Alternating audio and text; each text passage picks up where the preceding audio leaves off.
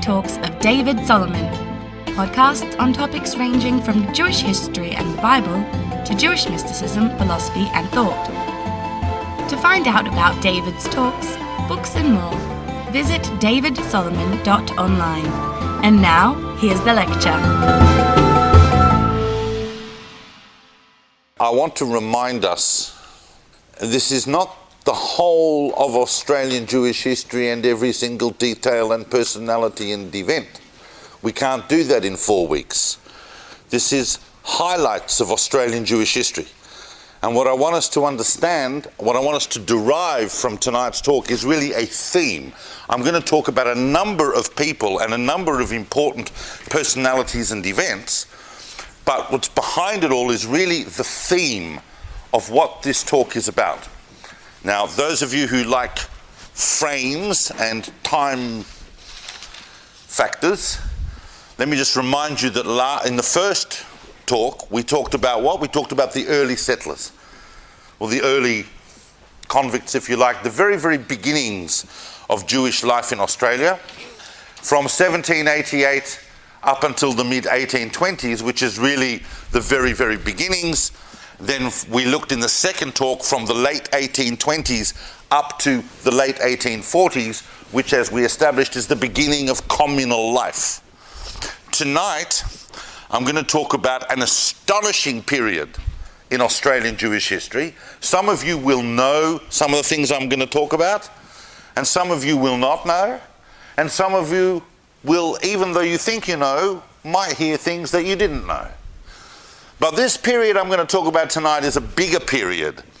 Last week I spoke about it like a 25-year period. Tonight I'm going to look at a period of about 80 years, which we can frame as what we might refer to as the golden age of Australian Jewry. Now, I know that we now, in 2018, we think we got it pretty good. We think things are pretty nice here, and they are nice in many ways.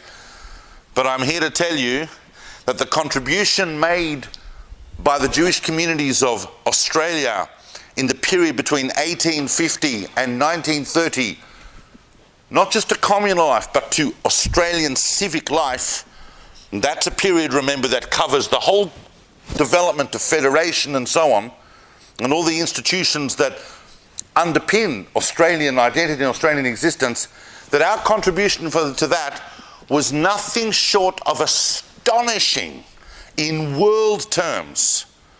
In world terms.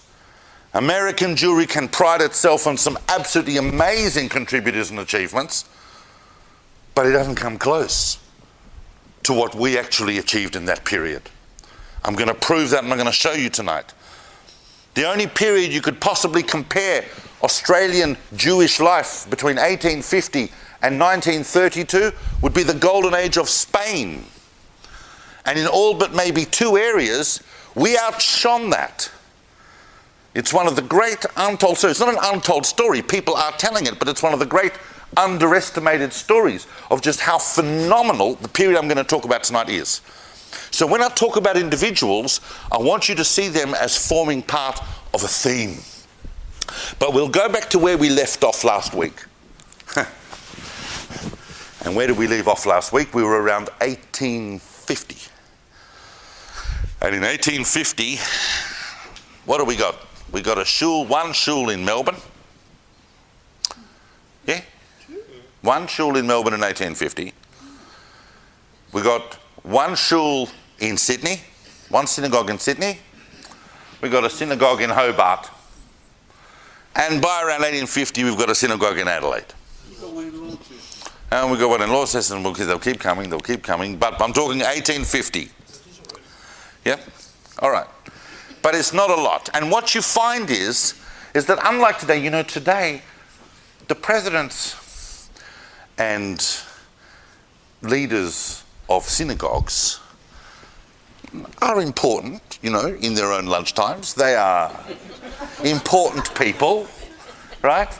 But we don't look to them as the ultimate leaders of the community. When we want to make a representation to government, when we want people to speak on behalf of the entire Jewish community, we don't go to the shul president of Caulfield or the shul president, I mean, Mizrahi is a different story, but the shul president of this, shul president. Shul presidents are now just part of the wide spectrum of communal organizations that we have. You know, now we have massive the ECAJ, and we have uber Zionist organizations, and we have this and we have that. You don't think to ask your shul president to make a representation, or your rabbi to make a representation to government or to the wider public. Or we even try and keep them out of the press. But in those days it was different. The guys that were running the synagogue was the communal organization. So the guys that were running those institutions were running the community. And that is why, already from the 1840s, as we spoke last week, they were very, very concerned, because these guys are also busy. They've got their own businesses, they're trying to make a livelihood, they're trying to raise families. And so that is why they start bringing in professional ministers and so on to enable them to run the congregations so that they could have this communal scope. I'm also here to tell you, just as a background fact, that I don't know if you heard about it, but Sydney and Melbourne are very different places. They are now, and they were then. And Melbourne, you know, Melbourne's got its own issues, and always has. And even when you look back at the 1840s, and you read things about, and the 1850s, and you read things about what was happening, you go, that is so Melbourne.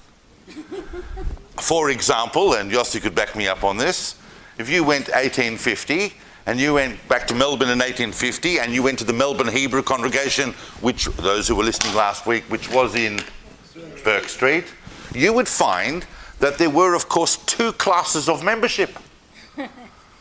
Those who've recently rocked up, those who've recently turned up in the colonies, would not be allowed immediate full membership. They would be on a provisional membership, which might last anywhere from 6 to 18 months before the community voted on whether you were going to be allowed to have full membership. After they had looked you up and checked you out and seen your behaviour and found out your circumstances and, you know, whether you were a respectable and responsible citizen, and then after a year or so they would vote for you to become a full member, and then you'd have full rights and you'd be able to have all the facilities of the congregation available to you. If they did that today, no one would make it into member. The membership would be very small. But that's Melbourne. Sydney was different. You turn up in Sydney, you say, I'm a Jew, I want to pray at the synagogue, I want to be a member, fine, we'll take you on board. Sydney had already gone through that whole machlokas that we saw last week about the emancipists, the free settlers, the exclusivists, the haves, the have-nots. Sydney took them all, which is very interesting, because if we go 30, 40 years later from 1840, if we go just 30 years later, by the time we get to 1880, Sydney, having had now two synagogues, because from the 1850s there was a split, but by the end of the 1870s there was only one. They'd reunited. But Melbourne, which also had a split in the 1850s and had two synagogues, by 1880 had three. So Sydney and Melbourne, always different places, and bear that in mind when I talk tonight about these issues. But I want to get into what we really are talking about tonight, and the first thing I'm going to have to remind us of, because we all learnt this at school, but I'm going to remind us that this period is not just called the Golden Age because it was amazing in terms of our contribution, but it's called the Golden Age, ironically and cleverly, because it really follows on the massive transformation that happened in this country, not just to the Jewish community, but to the country as a whole, as a result of the discovery of gold. And gold, as you know, was first kind of discovered in 1850, 1851. The first discoveries actually were not in Victoria, they were in New South Wales. They found a little bit here and there. But in 1851, 1852, when they found those really, really big nuggets and finds in Ballarat and Bendigo and so on, that then exploded into the full-on gold rush. Now you might say, gold. What have Jews got to do with gold? Right? I mean, no, I'm obviously once it becomes nice shiny coins, then we're kind of interested, but really, at that stage of you know, what, we're going to schlep it from the bush, we're going to look, we're going to find, we're going to bring it. Jews were involved in the gold rushes in a very, very fundamental way. First of all, remember last week I spoke about one of the founding pioneers of the Melbourne Hebrew congregation. He wasn't there at the very beginning, but he came pretty soon after, and that was Asher Hyman Hart. Asher Hyman Hart, who by the 1850s was carrying on business as a merchant in the city, as well as being on the board and sometimes president of the Melbourne Hebrew congregation, together with his partner, Henry John Hart. They were the ones that offered the first, what's called gold incentive. They offered £200 to anyone that found gold within 200 miles of Melbourne. That itself set a whole lot of people and eventually actually led to them finding the lucky strikes that they found. They were really, really part of that entire push. And you can go back and look at the papers and you can see they advertised, and they had a little gold nugget in their windows next to this big publicity saying thing, we're going to offer £200. So really, they're at kind of like the forefront of this civic push to get the economy of Australia up and running. We'd already gone through a depression in the 1840s. Now we want to try and move it. Yes, we've got wool, but we want to push it in another direction. People are rumouring about gold. We know that there's gold somewhere. We want it close to Melbourne. And indeed, they found it relatively close to Melbourne. The gold rushes completely transformed Australian society. But if we just look at the Jewish demographics, by 1840, we spoke last week that in 1840 we know how many Jews. There were 1,100 Jews in Australia. By 1860 that number is well over 5,000. It more than tripled the Australian Jewish population. People were coming from everywhere. And that meant Jews as well. They weren't just coming now from England, they were even coming some from Americas, and there was a trickle of Jews that started to come from Germany. We're not yet at the gefilte fish eaters in Poland. That's going to happen a little later, but they start coming from Western and Central Europe and not just the United Kingdom.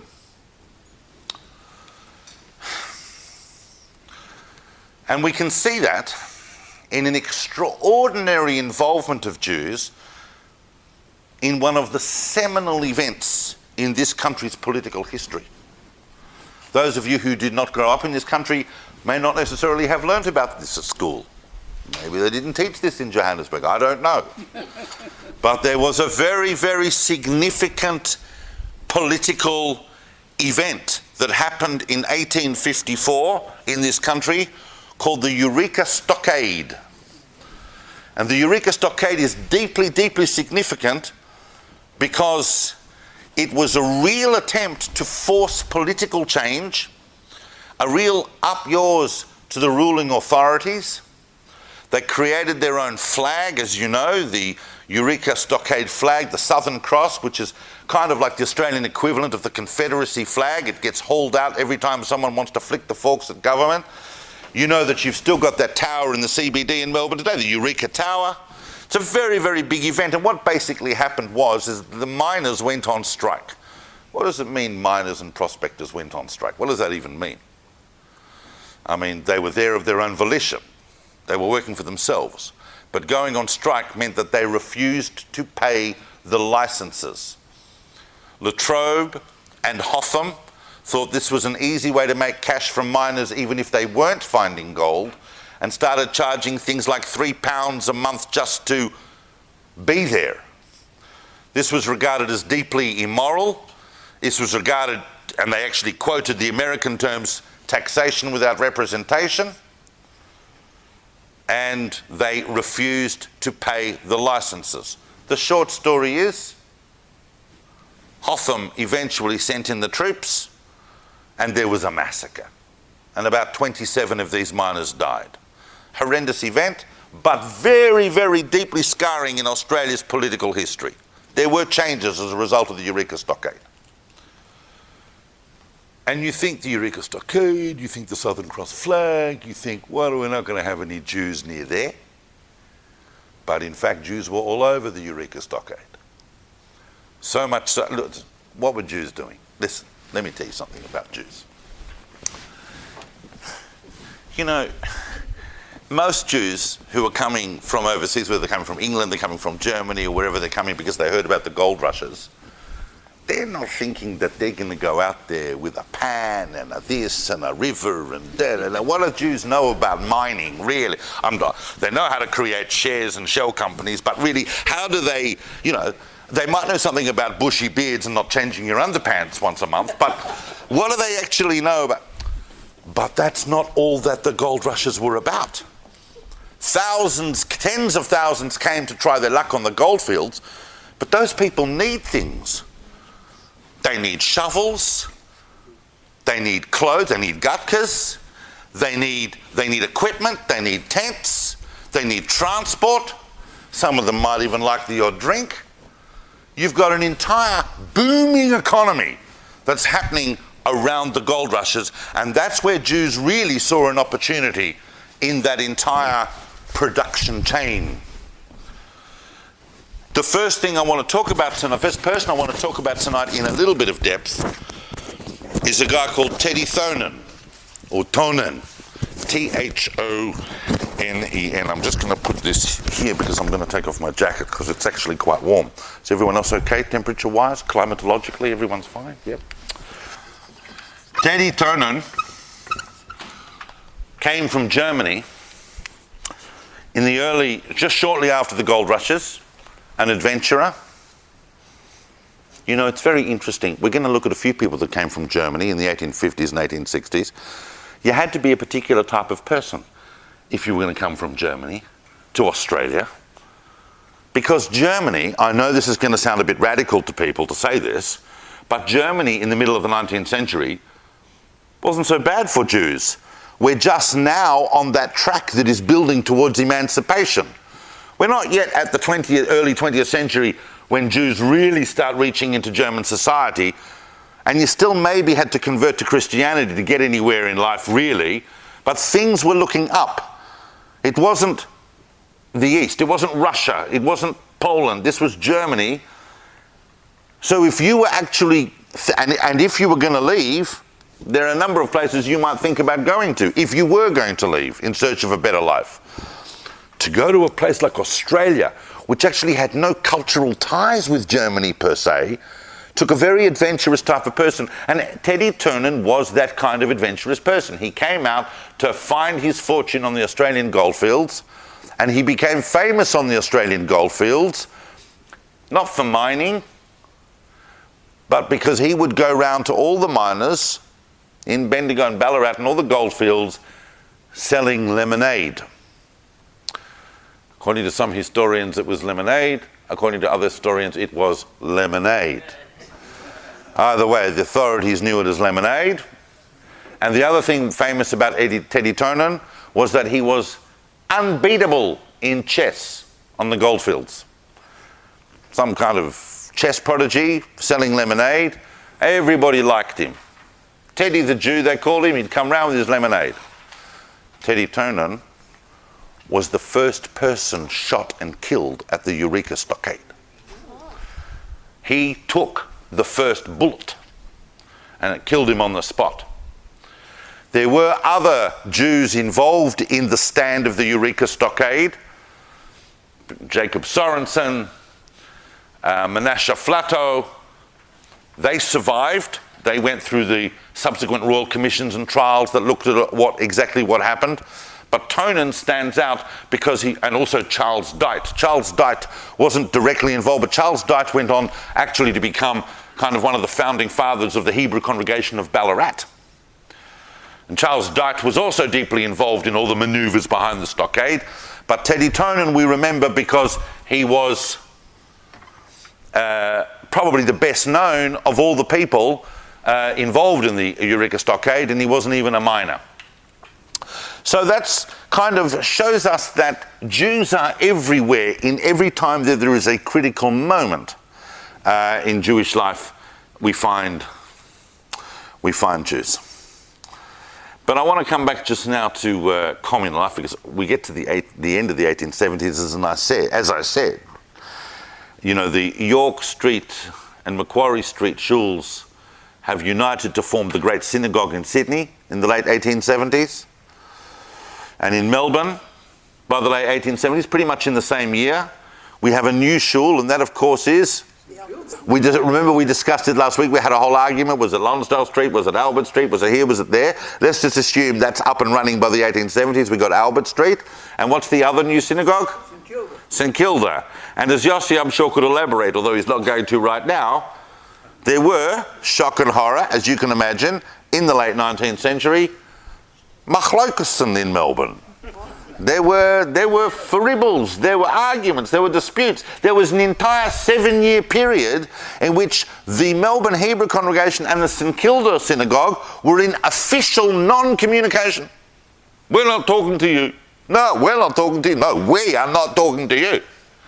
Over some perceived insult that someone had insulted someone in a meeting and then they wouldn't retract it and this and that. 7 years. Official non-communication between two synagogues. Could you imagine that? What would that be like? Melbourne. Unbelievable. One of the great... Huh? You had two shchitas. From one or the other. Sure. Melbourne had everything. But if you were a Jewish person living in Australia in the second half of the 19th century, there would be one individual that you would be looking at going, that's a serious dude. That is a serious person. That's a person that embodies what it is to be a civic-minded Jew, great in their own right, great in their civic contributions, and profoundly committed in their Jewish life and their communal involvement. And that individual, it may not be, you see, this is why we have to do these talks, because these people don't get spoken about. Some of you are sitting there thinking you know who I'm talking about. Some of you do, and some of you think you do. Put up your hand if you think you know who would be the most impressive Jew in Australia in the second half of the 19th century. Think carefully. Who would it be? The person who started Maya Melbourne eventually. No, we're not there yet. Remember the Solomon family in Adelaide? Nice, good, but no. Was that too early for Isaac? Yes, too early. No, too early. But close. Benjamin, I'm going to talk about. Massively impressive, but this person went even beyond that. No. Yossi, do you know who I'm talking about? No. Be honest, put your hand up if you've heard of this person, because in the 19th century, this person is just astonishing. Sir Saul Samuel, first Jewish magistrate, first Jew elected to Parliament, first Jewish minister of the Crown, first Jew knighted in Australia, first Jewish Agent General in London. That's like the position of High Commissioner on behalf of the whole of Australia. First Jewish Postmaster General of Australia. Chairman of AMP. There's no part of civic life that this person did not dominate, and we hardly know about him today. And the entire time he was doing all that, he was sitting on the board of the Great Synagogue of Sydney, York Street and then the Great. In other words, this is not someone who sits on a shul board and says, I'm in a shul board, that's the height of my achievement. And it's not like, an afterthought. These two were hand in hand. So Saul Samuel was immense. If you were in Australia, in Victoria, or specifically in New South Wales, in the second half of the 19th century, you couldn't imagine that anyone could climb to greater heights than he did as a Jew, and at no stage was there any ceiling. Australia was seen as a place where everybody had a fair go. And now remember that at this stage, let's say for most of the career of Sir Saul Samuel, he's born in 1820 and he dies in 1900, so his lifespan really embodies that 19th century project, that really Australian Jewish communities are really very, very firmly entrenched in that whole Anglo feel. The whole of the migration that's going to happen from Central and Eastern Europe has not yet transformed the community. Those tensions are yet to arise. So if you looked at someone like Sir Saul Samuel from a general public point of view, he would be considered a deeply religiously committed person who happened to be Jewish. That was his faith. And his outward public life was judged on its merits. It's like this guy, John Christopher Scott, the Gentile, is massive in public life and he goes to the cathedral. And Sir Saul Samuel, massive in public life, happens to go to the synagogue. And that's how they were perceived, simply as part of the society. That happened to be their private faith. But in their private faith, they were deeply, deeply committed. Sir Saul Samuel laid the foundation stone of the great in Sydney. So that's someone that I just wanted to start with because he totally embodies this period I'm talking about. Why don't we know about it? Why don't we know about all the others who don't know about it?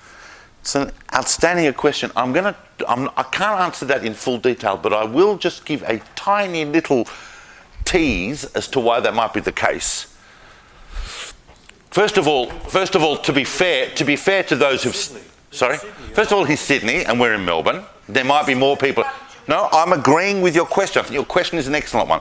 First of all, we're in Melbourne, we're not in Sydney. And so in Sydney there might be a few more people who would be aware of him. Secondly, I'll say that those who've studied a bit of history will come across him fairly soon. Most of us hadn't necessarily aware of him, but Yossi and Shelley and people who've studied history, they have come across him. And the third reason I'll venture to suggest, and this is a little cheeky, but it's a bit of a tease, is that he actually gets eclipsed in the 20th century. There are people that come along, and as astonishingly impressive as Sir Saul Samuel's career was as a Jew in public life, we're going to see even bigger and better. Not better, but bigger. And our consciousness is filled with those. So another figure that you mentioned, of course, and I'm obviously very proud of this individual because he's a mishpocha of mine, is of course Sir Benjamin, the second Jew to be knighted in Australia. Of course, Sir Benjamin is in Melbourne. And he is a son of Moses Benjamin, who together with my great-great-grandfather Solomon Benjamin and their brother David Benjamin established the Melbourne Hebrew congregation. Benjamin entered politics, entered city politics, became an alderman and eventually went all the way up to become, by the late 1880s, he was Mayor of Melbourne. He was Lord Mayor of Melbourne. And for a Jew to reach that position, amazing. This wasn't happening anywhere else in the world.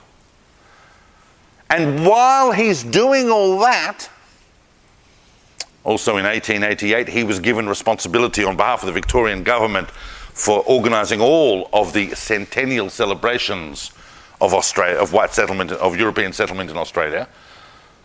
And while he's doing all of that, he's sitting on the board, often acting as president of the Melbourne Hebrew congregation. Once again, this was not someone who, as a side hobby, this was foundational to these people's being. In fact, I'll go even further and I'll say that people like him, like Sir Saul Samuel, like Sir Benjamin, could have only taken or saw themselves as only capable of taking on these big public positions because they were grounded in communal leadership, because they first and foremost sacrificed their time and their talents for their Jewish communities. That was the foundation of life.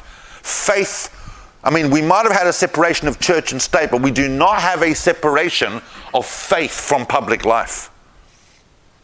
And Sir Benjamin was a very, very committed Jew. And obviously a very complicated person.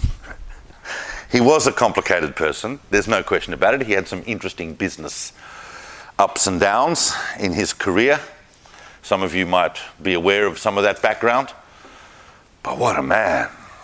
I mean, if you're there and you're saying, you want a man's man in the 19th century, have a look at Benjamin. By the way, one very beautiful story that a number... Yes, Josie? He brought out a Sefer Torah in the 1850s. He brought out a Sefer Torah in the 1850s. His uncle had already... The paruchas he gave is still there. The what? The paruchas is still there. No, it's not hanging on the Kodesh, but it's there when you come up the steps in MHC towards the office. That's fantastic. Right-hand side. I have seen the paruchas, but I didn't realise that was his. Yeah. So that's in Turek Shul. Yeah. So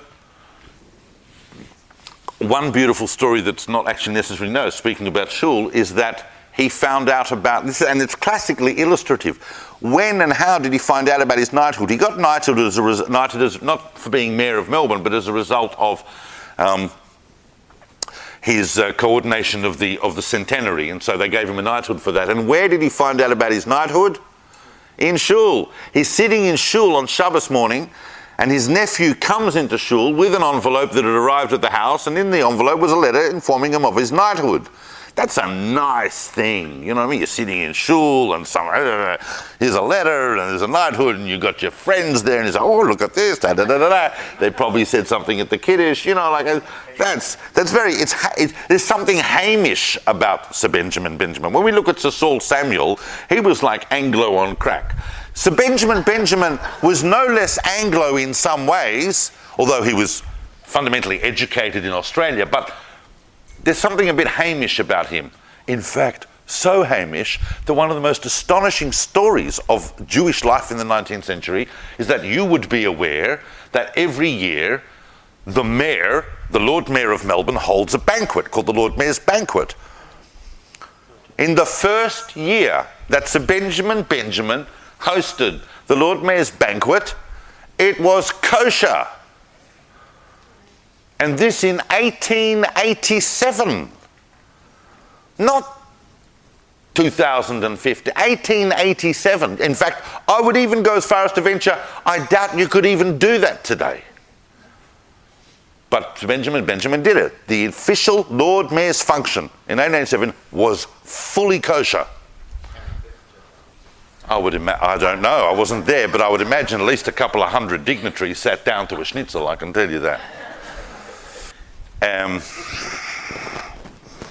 Interestingly, the other family I just want to briefly talk about, because it got mentioned, but it's actually worth just mentioning briefly because they are so, once again, classically illustrated, is the incredible Solomon family. And I'm saying that because these Solomons are not my Solomons.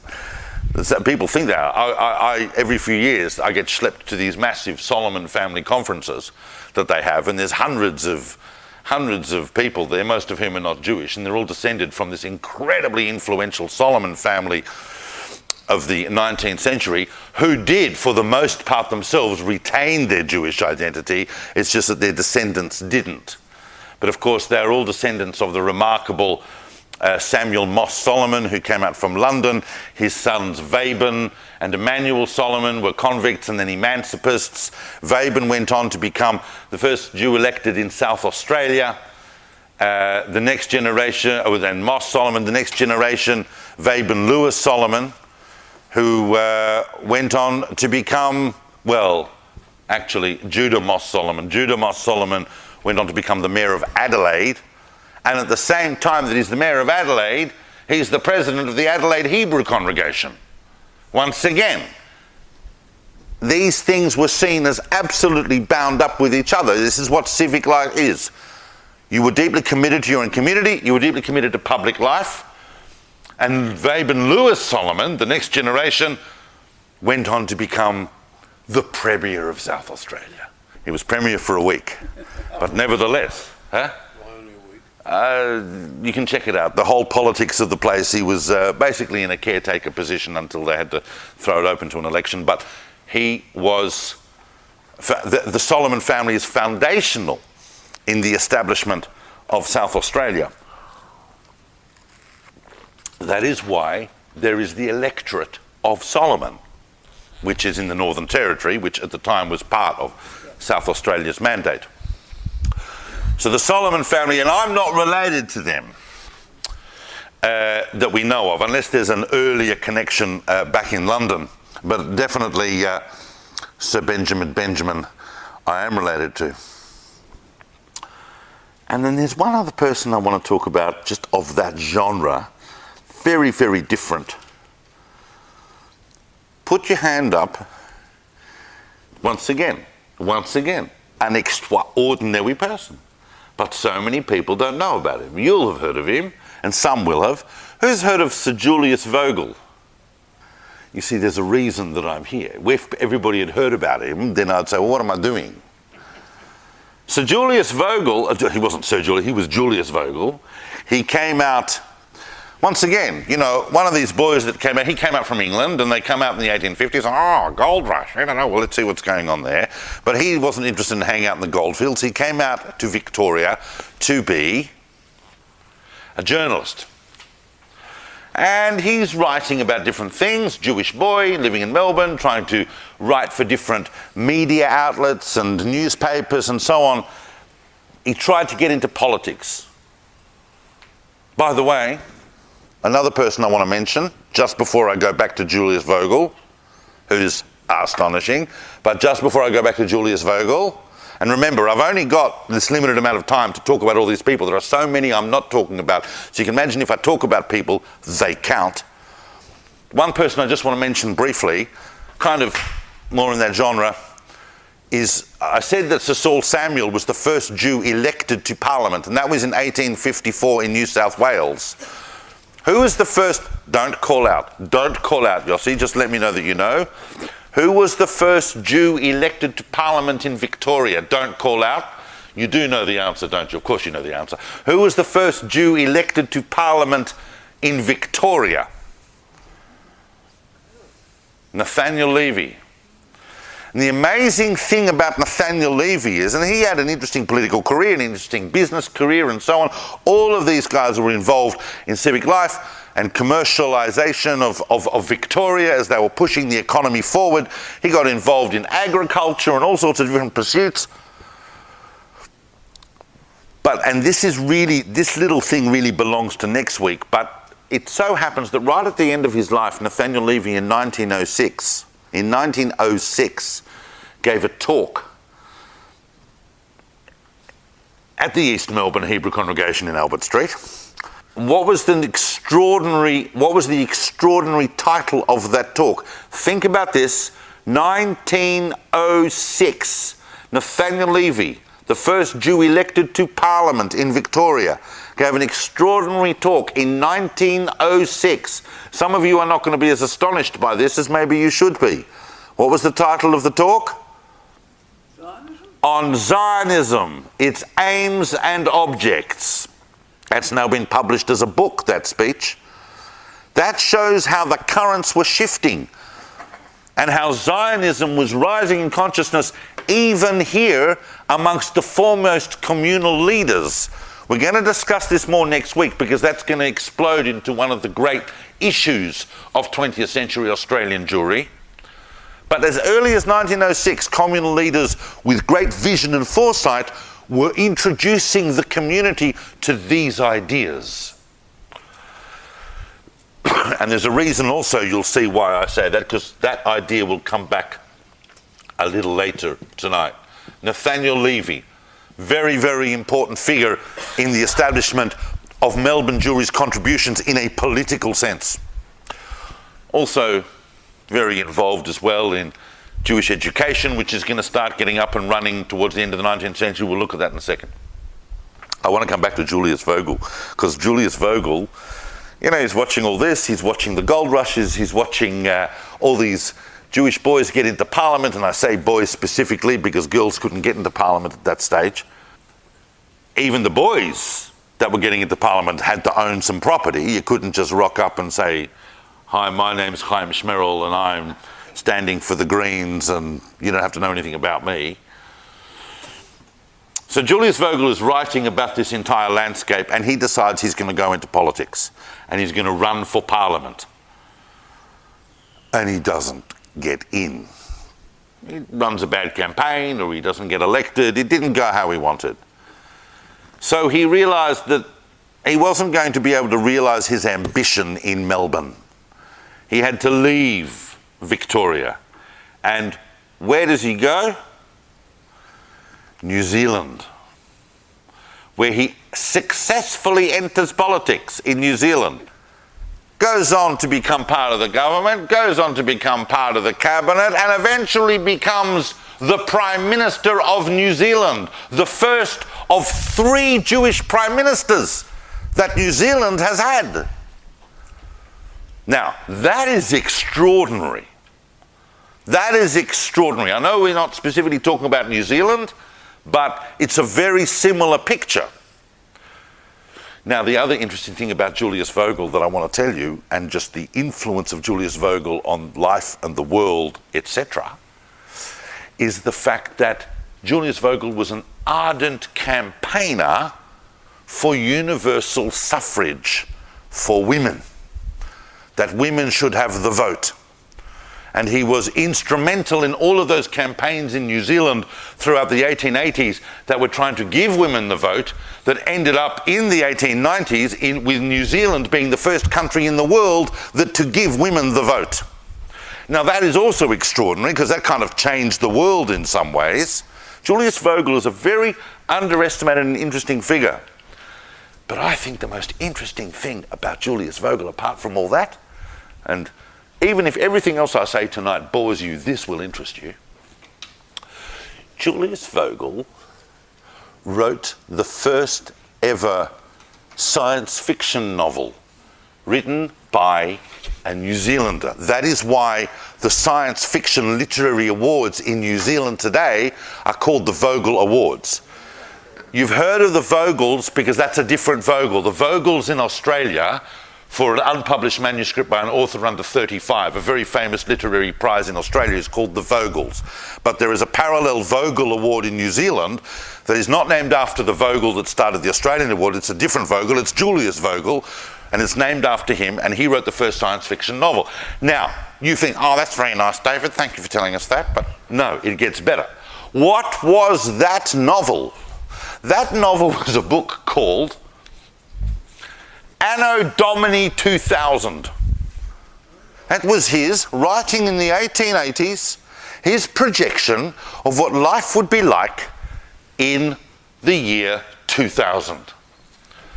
And in Vogel's book, in the year 2000, women occupied all positions of political power.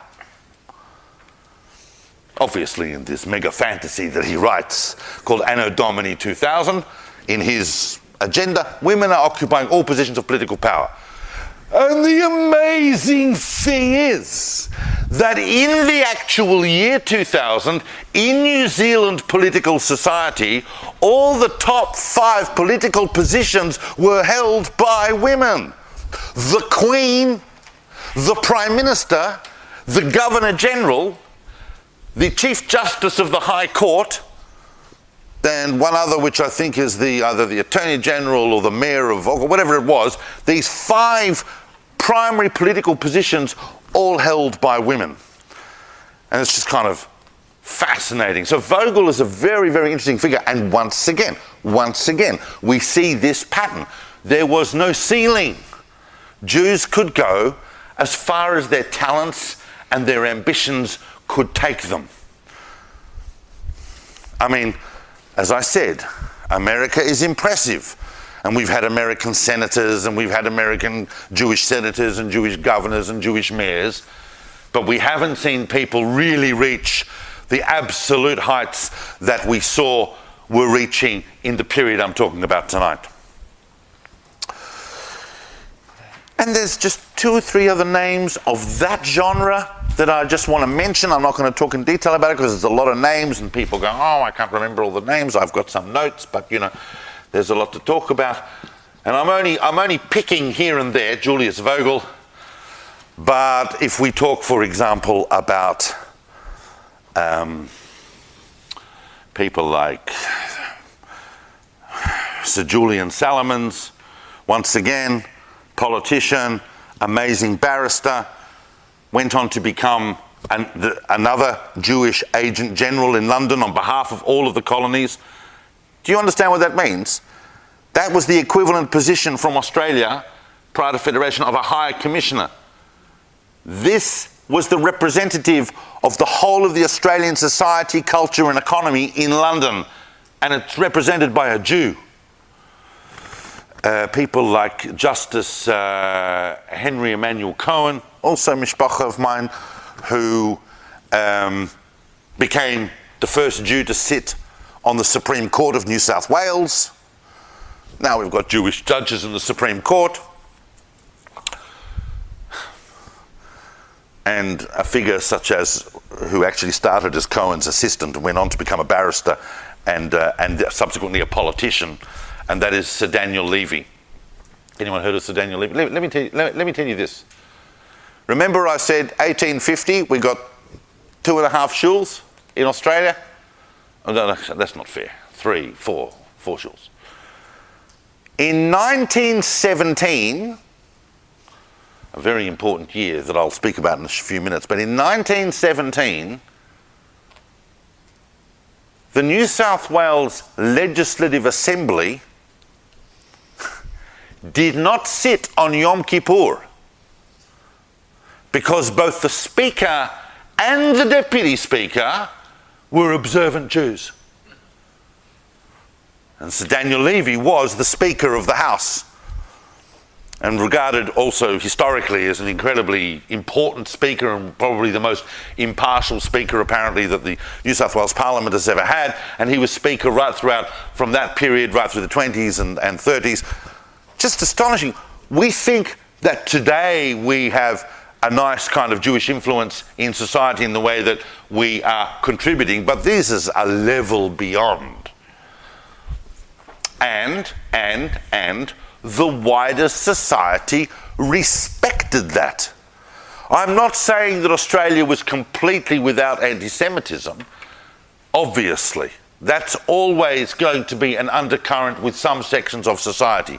But amongst civilized, gentrified people, being Jewish was not any impediment to civic ambition or civic achievement. And all of that's going to get eclipsed by the two big ones that I'm going to talk about in a minute. But they are laying the groundwork. Don't call out.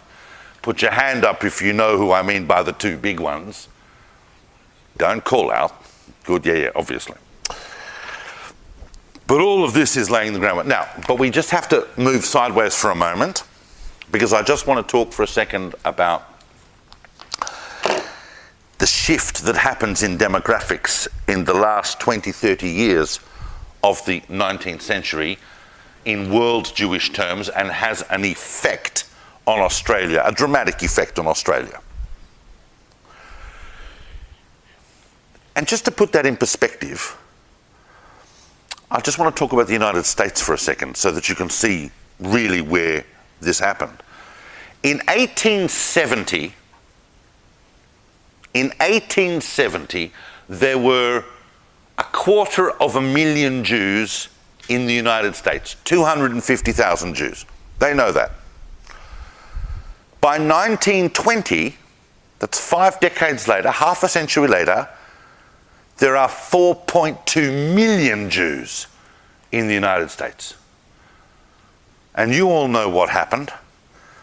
Millions of people suddenly picked themselves up from the smelly shtetls and went in search of the gold in the Medina and made their way to anywhere they could, really. But of course it was America that everybody was wanting to get to.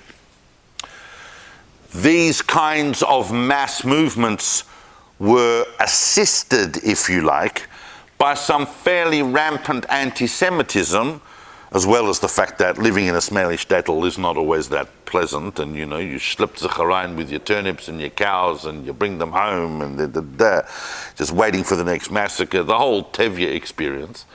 And if you want to make your way to the United States, why wouldn't you if you could? But all of that framework was assisted by the fact that Russia, which, configured big chunks of the map that we now call Poland and other places, brought in what's now referred to infamously as the May Laws. Familiar with the May Laws? So the May Laws, which were brought in, I wouldn't exactly call Tsar Alexander II, a mate of the Jews, but he actually wasn't as bad as Alexander III.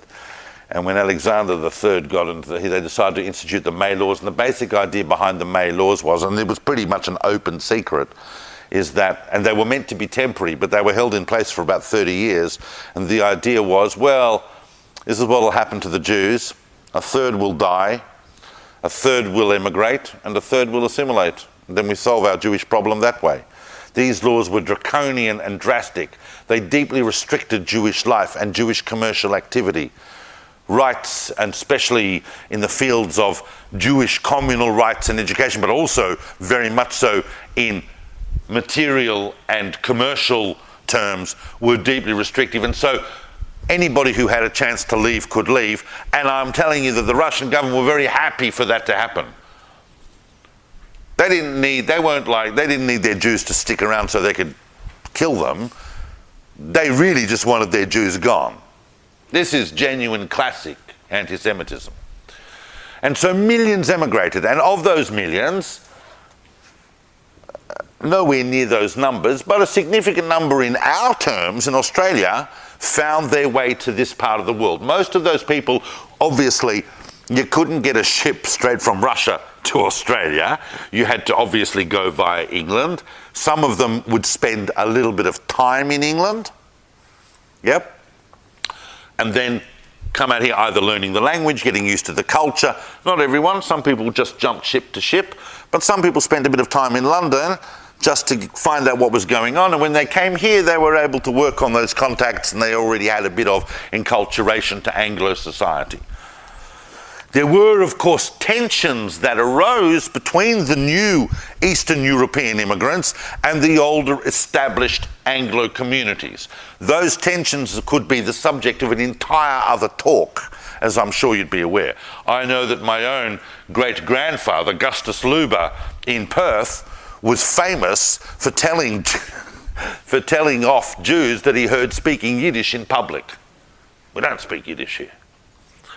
So, and in the 1870s and 1880s, it wasn't just Russia. They started coming from Poland as well, and from a number of different places. So Eastern Europe was now finding out about Australia, and people were making their way here. That changed the nature of Australian Jewish society. Not entirely yet, because when these people came, they were not necessarily in a position yet to set up their own communal organisations. They relied on the existing communal organisations, and the existing communal organisations were the established Anglo communities of your Sir Saul Samuels and your Sir Benjamin Benjamins and your Nathaniel Levies and those kinds of communities. Oh, there's one Solomon I forgot to speak about, Elias Solomon, who was in Western Australia, became the mayor of Fremantle, part of that whole family.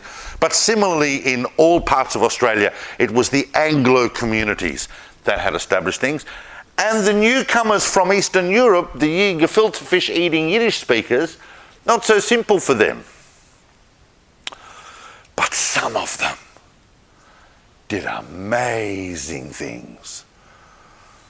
Now, those of you who've studied the history of Australian Jewry might argue with me when I pick one individual who I think perhaps more than any other transformed the nature of Melbourne or Victorian Jewish society. I'm not talking about someone, as I will in a second, that went on to become but just someone who was very, very, very, very impressive in their civic achievement, but at the end of the day was more inwardly focused to the community, and a very interesting individual from Poland that, in my opinion, at the end of the 19th century, probably affected Melbourne Jewry and transformed it perhaps more than any other of these Polish immigrants.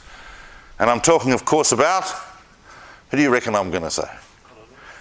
Philip Blaszki. Yes. Sorry? Oh, there you go. Well, how nice is it that I'm talking about him? He came out in the 1850s. He did. He was one of the very, very early Polish immigrants. Most of the people that were coming out in the 1850s, if they weren't coming from England, were coming from Germany. So you're absolutely right. So he's unique. He was a slightly more Eastern European. In fact, he came out more from that kind of German part of Poland. Blaszki. I mean, people don't realise, right? Blaszki comes out and he sets up shop in Melbourne. He's a jeweller and a silverware maker and a watch repairer. He spent some time in the country. A lot of these guys, when they came out and they made families, couldn't get a crust in Melbourne. Melbourne was tough. It was competitive. It was a closed shop for many people. And that's why we see in this period, a lot of these Jewish guys, they come into Melbourne, but then they move on from Melbourne, often to northern Victoria and southern New South Wales. There's a lot of Jews scattered across the Riverina trying to eke out a living because Melbourne wasn't easy commercially. But eventually Blaszki comes back to Melbourne and opens up a very successful shop and makes a very comfortable living. But he's not really known for his commercial success, although he did well.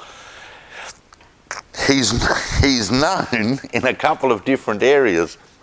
Before I talk about what I think is his most significant contribution, in terms of Australian cultural life, anyone know what Blaszki is famous for in Australian cultural life? This Jew from Poland?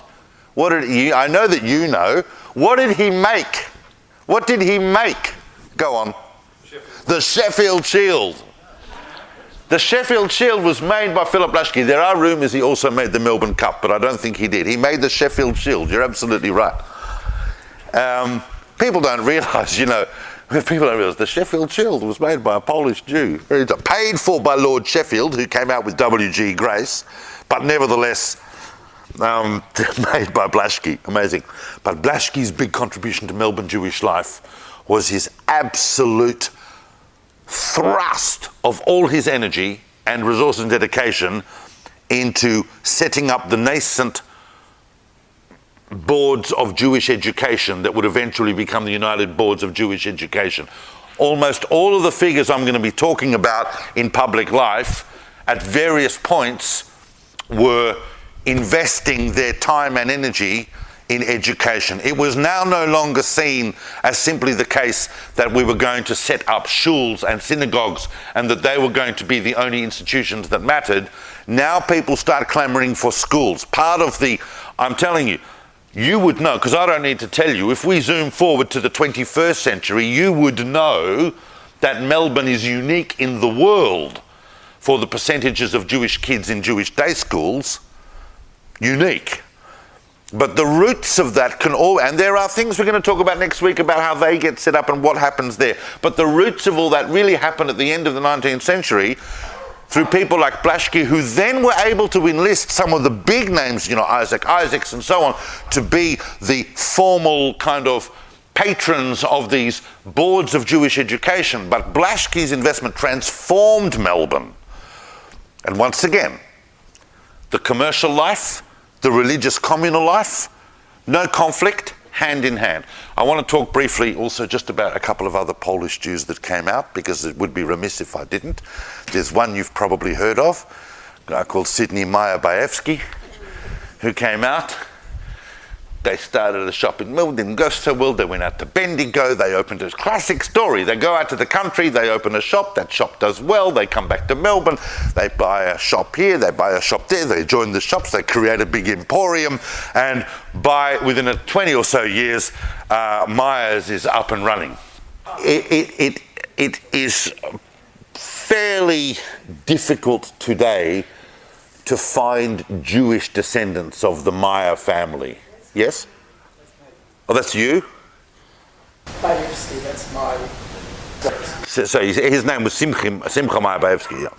there's another individual I just need to talk about, because I still have to talk about a couple of people and we need the time, but it's just one individual also who came from Russia. Part of that wave that came from Russia that did include also my family, because I have elements of my mother's family came from Russia at the same time, the Lubers and so on, and the Brecklers, and all of those groups, they went to Western Australia. Now, because, and that's interesting, thank you, Tony, for smiling, because you've made me realise that of course, in the 1890s, Western Australia then had its own gold rushes.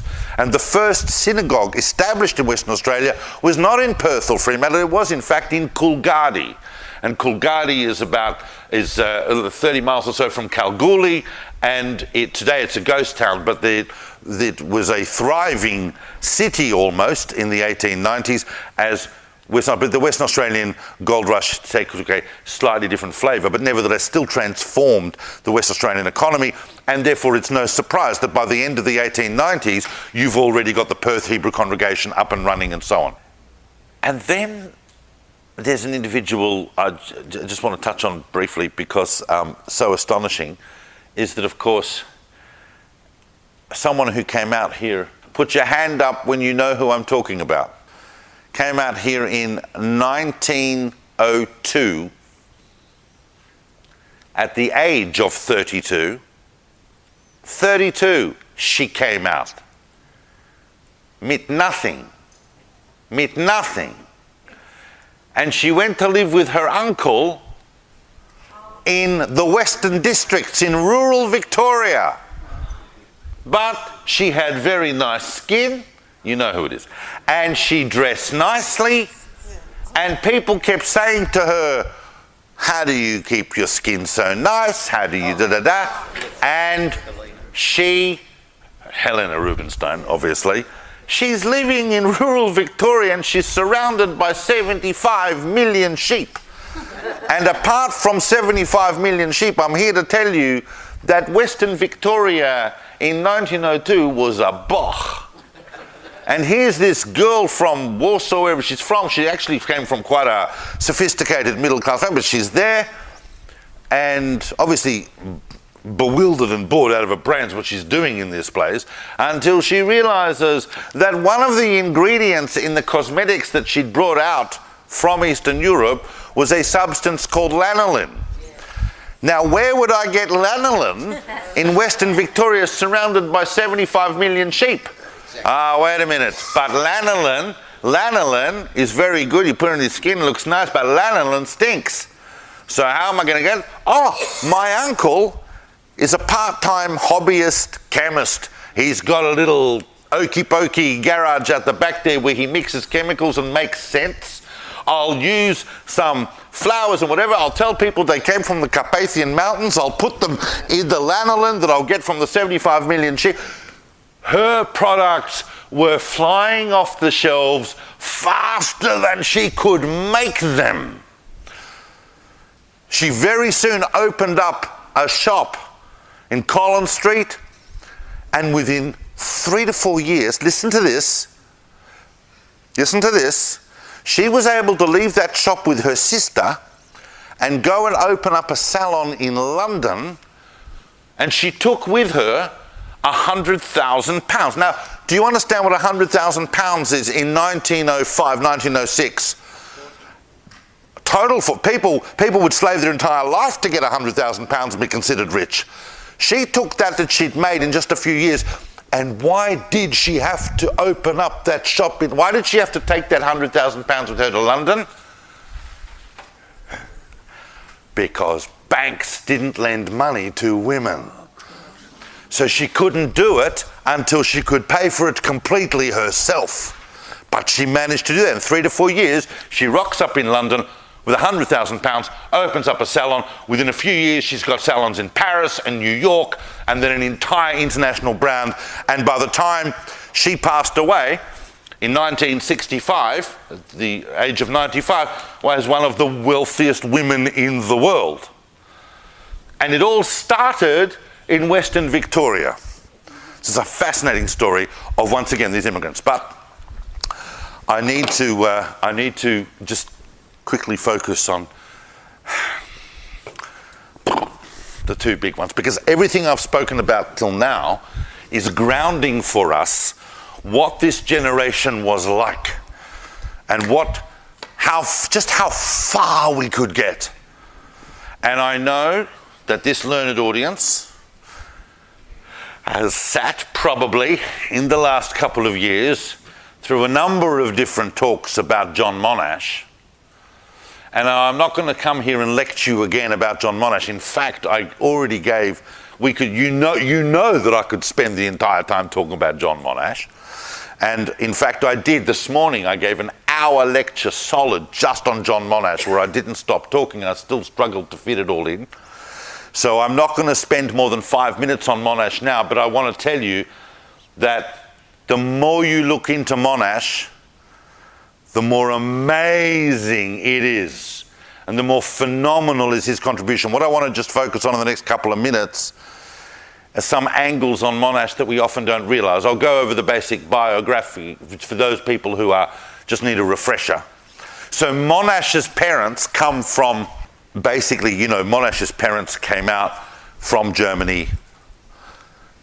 His father actually came out in the 1850s as part of that initial trickle from Germany, and the trickle continued right throughout the end of the second half of the 19th century. This trickle from Germany, and then these Jews going to live in the Riverina and other places. And in fact, Monash grew up, but he went back. Monash's father went back, married Monash's mother. They came out here, and John was born. John was born in Melbourne, but the family then moved to the Riverina, northern Victoria, and John grew up in what town? You know this. As soon as I say it, you're going to go, oh, yes. Because it's famous. He grew up in Jerilderie. And what's famous about Jerilderie in the 1870s? Kelly gang. Absolutely. The whole town was held up by the Kelly gang for months. So John Monash tells a story later in life. Now, historians are picking over the accuracy of it. I can't imagine Monash made it up completely, but it's such a phenomenal story that Ned Kelly met John Monash when he was about 11, 12 years old. He met him in the street and said, boy, come here, hold my horse for me, and I'll give you a shilling. So John Monash stood in the street of Jerilderie holding Ned Kelly's horse, and when Ned Kelly came back, he gave him a shilling. But just that story itself, Ned Kelly gave John Monash a shilling for holding his horse. It's just like ridiculous. But Monash then goes on, he studies engineering, arts, and law, gets degrees in all of them. And just to put things in perspective, ladies and gentlemen, Monash never attended a single lecture in law. He crammed the entire thing on his own and just sat the exams. But he ended up with 3 major degrees in entirely different areas, and went on to set up him and a couple of partners, an engineering firm in Melbourne by the 1890s. Now,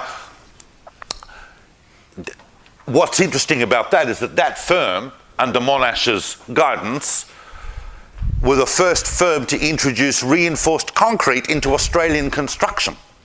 We all know what reinforced concrete is. You see those metal bars in the concrete. It changes the nature of what concrete can do, makes buildings much more durable. So they started getting a lot of contracts. And so just on that level, he's interesting. But obviously, by the time you get to 1910, 1912, Monash is an established engineer. He's a civic, to some extent, a bit of a civic figure, but not so much. He's more into his own kind of thing. Not really involved with the Jewish community. He had his bar mitzvah in East Melbourne Shul. He was actually, as a young boy, part of the East Melbourne choir. Of course, the family brought him back to Melbourne as a teenager because no country school could hold Monash. He ended up becoming Dux of Scotch College and everything. Brilliant. The first thing you've got to realise about Monash is he was brilliant. And by 1912, he's got a nice house in Toorak, he's got servants, he's got a luxury automobile, he's doing all right, thank you very much. What he'd also done during the 1890s, because if you're John Monash, Melbourne in the 1890s is not necessarily going to contain all your enthusiasms. So he joined the Army Reserves.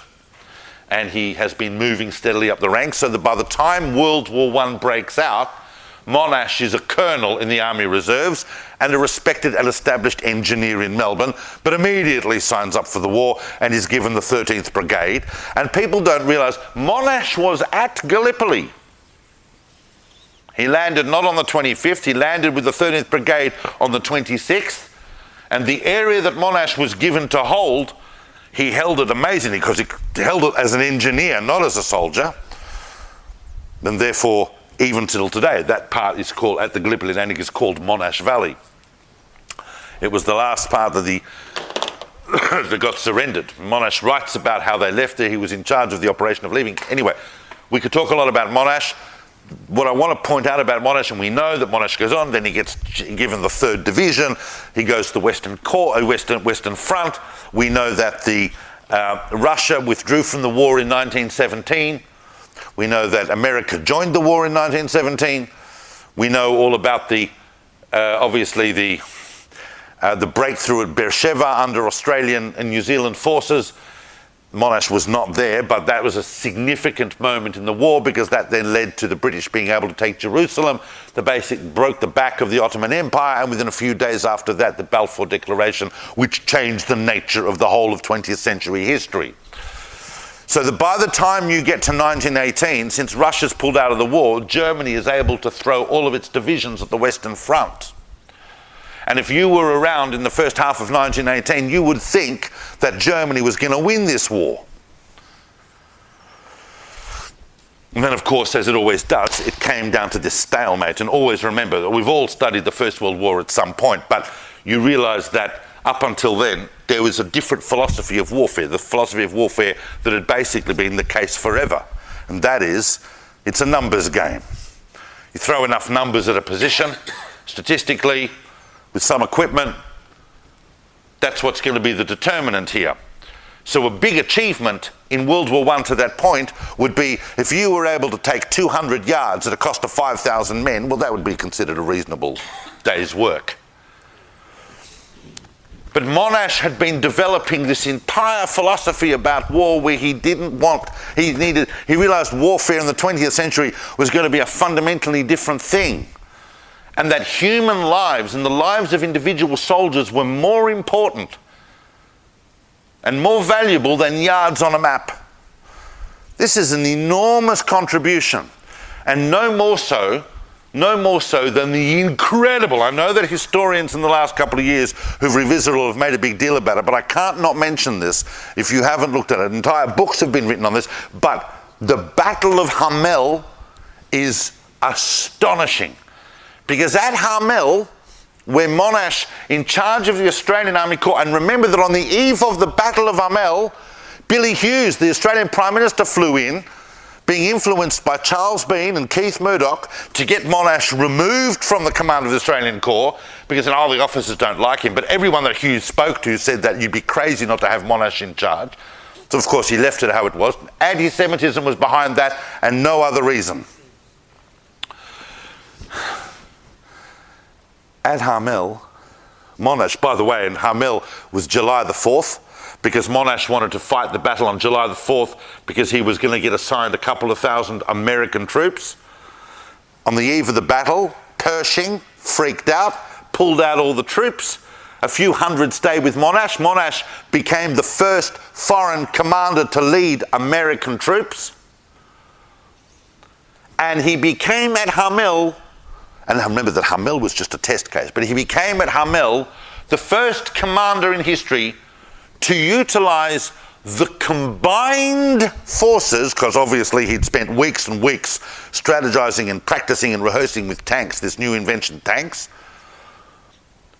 to combine artillery, infantry, tanks, aircraft, and wireless. Monash realised that if industrialised countries don't take advantage of all of these new technological inventions, that was the way you're going to win wars. And unlike previously where wars had been won like a chess game, you know, they do this and we'll do that and he'll swing there and I'll go there, Monash approached it as an engineer. It's going to go boom, boom, boom, boom, boom. And everything is going to play its part. And he took Hamel in 93 minutes and advanced the position 11 kilometres in one morning. And people went, and And they said, well, that seemed to work well. Let's try that. A few weeks later, that was a test case. Now let's try it on a big stage. Let's try it at the Battle of Amiens on August the 8th. Once again, Monash, battle plans, given the command over how that was going to unfold. And Amiens was ultimately the day in which the Germans realized that they had lost the war because Monash destroyed them. And they turned around and they said, our army is capable of many things, but we have no answer for Monash. The king came to the battlefield and knighted Monash on the battlefield after Amiens. The first time a British monarch had done that in 200 years. Monash is huge. And he changed the whole nature of warfare for the rest of the 20th and 21st centuries. By the way, his aircraft weren't used to drop bombs. His aircraft were used for two things. One, to drop supplies, and the second, to take photographs. They could take photographs, bring them back, have them developed, and back on Monash's desk in an hour. Now, in the days of digital phones, that seems crazy, but that was a massive achievement in 1918.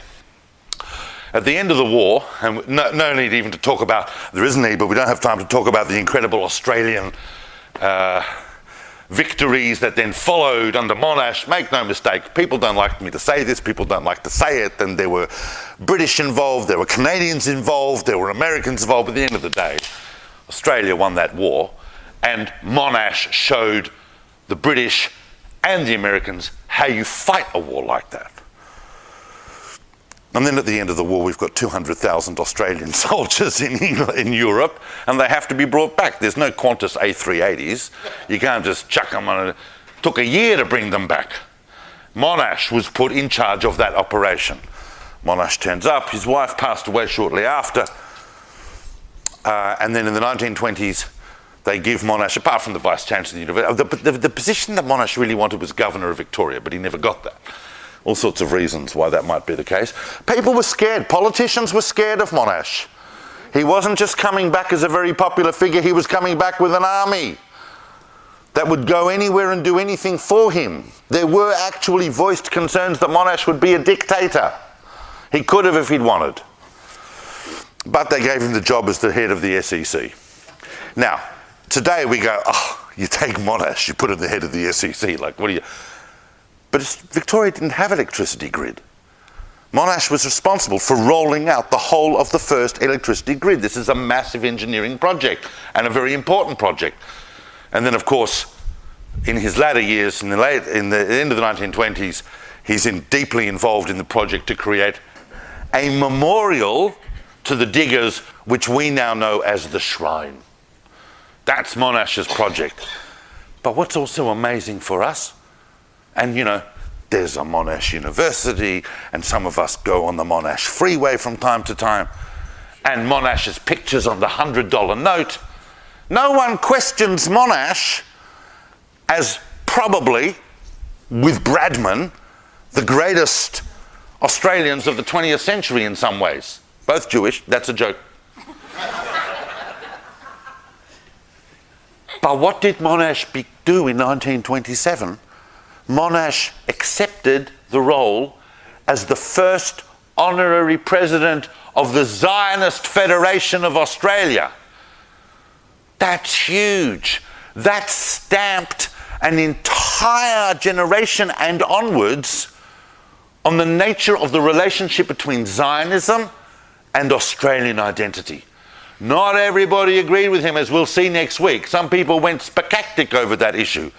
But if Monash could do it, and no one could question Monash's loyalty and Monash's identity as an Australian, and he saw no conflict between his loyalty to the Crown and as an Australian subject, and as a supporter of a Jewish homeland in Palestine and in the land of Israel. This is possibly the most incredible fact about Monash from our perspective as members of the Melbourne Jewish community. And this community created Monash, who stood on the world stage. But I only have 5 minutes left, and I actually have to speak about 3 more people, and I'm going to do it in 5 minutes. This next person also would need their own hour lecture. You have to understand that. But I can't not talk about, like Monash, another phenomenal product of this golden age of Australian Jewish history, whose parents also came from Poland. And his father opened a tailor's shop in the city, and eventually went from Melbourne to live in the country and grew up in Yakananda. And then he was too brilliant. He went to this country school and that country school, and he was ducks of this and ducks of that. I mean, how hard can it be at country schools? But at the end of the day, they didn't say that, delete. They brought him back to Melbourne, and he's ducks of this and he's ducks of that. And then he goes to university. Actually, he was already teaching. He was a teacher. He thought he was going to be a teacher, Isaac Isaacs. But at the age of 15, he'd already qualified to be a teacher. And so he taught, but then he realised, in fact, as a result of a pay dispute where he actually had to stand in law, he goes, this law caper sounds interesting. I think I'll go and do law. So he goes and do law. I'm here to tell you, listen. I've read quite a bit of history. I've even read a little bit of Australian Jewish history. I'm here to tell you, we've had some brilliant individuals, but just on sheer brain power, sheer intellect, I don't think that our country has produced anyone like Isaac Isaacs. He taught himself languages. He could speak 12 languages. He picked up information. He picked up degrees. He picked up his ability to process information was phenomenal. And of course, he went into Parliament. Uniquely, because most people going to Parliament are not that brilliant. But he did, and his colleagues in Parliament weren't really a fan of him personally, but they recognised his prodigious talent. And he was one of the people that was instrumental in framing the Constitution of Federation in the 1890s, and he was a member of the first government under Barton, subsequently under Deakin.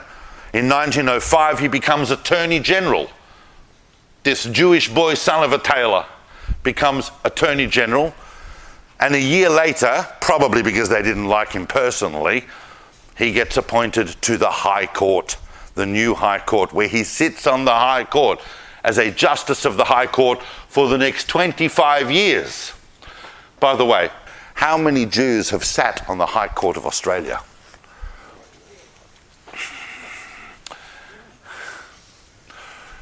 Two. And what's interesting about that is obviously Isaac Isaacs is one, and who's the other one? And what's interesting is that the other one is sitting on the High Court now.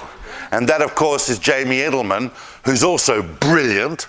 He was a professor at Oxford at 35. He's only 43 now. He's kind of like an incarnation of Isaacs. He's going to be sitting on the... and I know Jamie because he's from Perth. Family's from the Edelman family from Perth. And Jamie Edelman is now sitting on the High Court. And at some point in the next... because you're on the High Court till you're 70. So at some point in the next 25 years, he will doubtless become the Chief Justice. Of the High Court. In 1930, eventually, Isaacs made it to the top of the High Court after 25 years, and when Knox retired, and he became the Chief Justice of the High Court, a Jewish boy, son of a Polish tailor from Melbourne. And within a year of that, he was appointed to the ultimate position and became not just the first Jewish Governor-General of Australia, but the first Australian Governor-General of Australia. Scullin, the Prime Minister, was indicated to by the British government that the King might be open to an Australian appointee. And what people don't realise is that when Scullin went to London, went to Europe to discuss this with the King, who would be the next Governor-General in Australia, he took with him 2 names. Isaac Isaacs and John Monash. He took with him 2 Jewish names and said, you pick. But I think they went with Isaacs because by that stage Monash was not in great health. Monash died a year later. But they went with Isaacs. The King didn't want it at first, but eventually came round. And Isaac Isaacs was the Governor-General during the Depression and so on, and made a tremendous impression upon Australian society. We're going to speak more about Isaacs next week. I'm now in my last minute.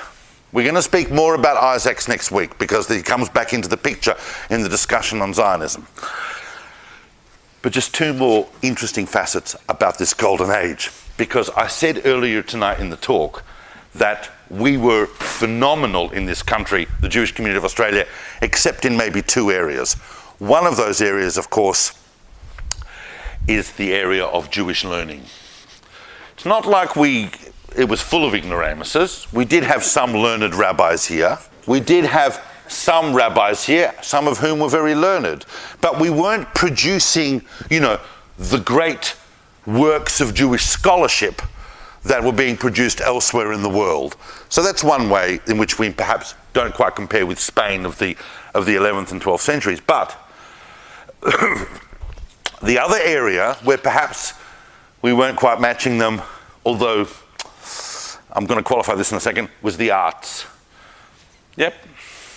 We had some contribution to the arts, but there's two people I'm going to extremely quickly talk about that exemplify the kind of contributions we were making, because they were foundational to Australian culture in ways that people don't even realise that Jews were behind them. The first is Jack Moses.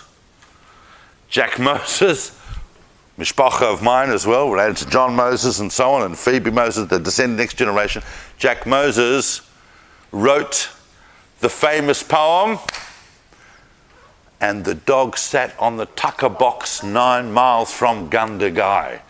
People don't realise that iconic poem was written by a Jewish guy called Jack Moses, who got his start by performing for Jewish communities, going around writing lyrics and whatever, and then went on to become this kind of beloved poet that would wander from town to town and wrote some iconic lines about Australian bush and pastoral life.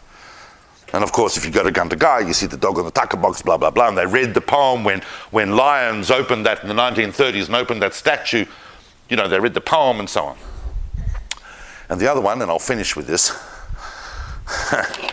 The other one also, a Jewish boy from a Dutch family called Roy van der Sloot, came out and got involved in acting and then in vaudeville and changed his name to Roy Reen. And people of this generation don't really know Roy Reen. It was a bit early for me, but my dad used to talk about Roy Reen like he was, and invented that character Mo McCackey and created a phenomenally successful series of radio and subsequent films and so on, and invented phrases that became deeply embedded in Australian culture. Strike me lucky, struth, all of those classic Australian phrases invented by him as he kind of exemplified that Australian kind of larrikin figure. And importantly, was one of the iconic figures that helped people get through the Depression, through his humour, through his vaudeville acts. He obviously, like so many comedians, battled with his own depression, but he became a kind of a beacon and is regarded by today still as probably the greatest comedian this country has produced. The comedy awards of this country are called the Moes. And many, many people tried to get him to leave Australia. They said, if you went to America, you would be as great as Charlie Chaplin. He was that talented and that awesome. Go and have a look at the videos of Roy Reen. Different type of humour from what we're used to today, but a massively important figure in Australian culture. Once again, Jewish boy from Melbourne. So, what I wanted to show you tonight in that romp through all of these different people, I stopped even writing them on the board, but I've got notes. If you want just the headlines, hopefully we spoke about most of the things, is to give an understanding that if we were to look at the highlights of Australian Jewish history, and there are many things we did not speak about, that they would really fit in with this framework of the golden age that probably goes from around about 1850 up until around about, I didn't speak about Shepparton, the beginnings of Shepparton. Not the Lubavitcher Shepparton of the 1940s, but the first agricultural settlement in Shepparton. But basically, we have spoken about most of these things, and I thank you for listening to that.